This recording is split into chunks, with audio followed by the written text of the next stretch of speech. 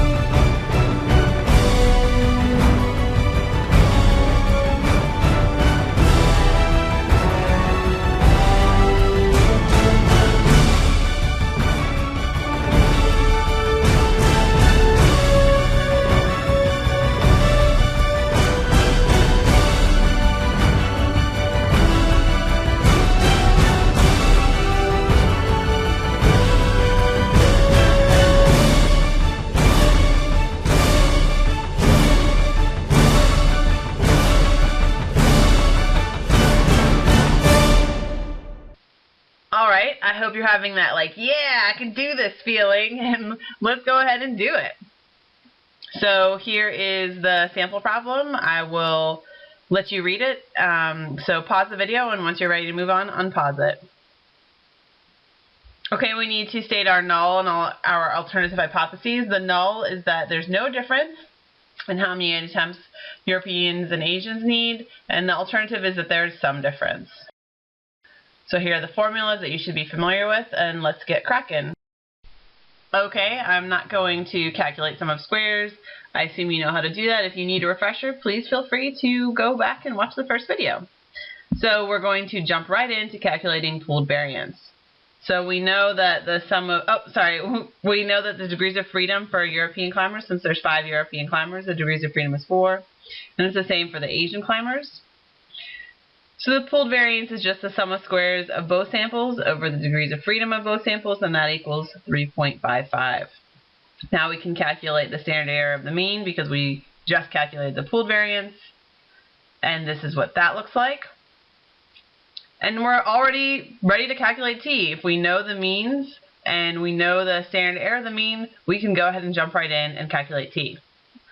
So t is just the mean of the two samples over the standard error of the mean. And that means that t equals 0.67. And we can also calculate our measure of effect size, Cohen's d. And Cohen's d equals 0.43. Now we go to our friendly t table. And we know that our degrees of freedom equals 8. So we go over here to 8 under the degrees of freedom column. And again, you can always assume that it is an alpha level of 0.05 and the proportion is two-tailed. So it's a two-tailed test. So that means our t-crit is 2.306. So our t-calc, just to remind you, is 0.67. That means our t-crit is greater than t-calc, which means that p is greater than 0.05, so it is not significant. If our critical value is larger than our calculated value, that means we retain the null and we fail to support the alternative hypothesis. And here's again a reminder of what our null and our alternative hypotheses look like. So that means that there's no difference in how many attempts Europeans versus Asian needed. And this is what that looks like in an APA style write-up.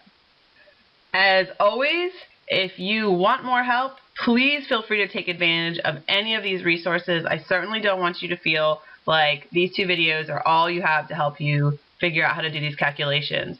If you need more help, do any one of these things or more than one until you feel very comfortable with these calculations.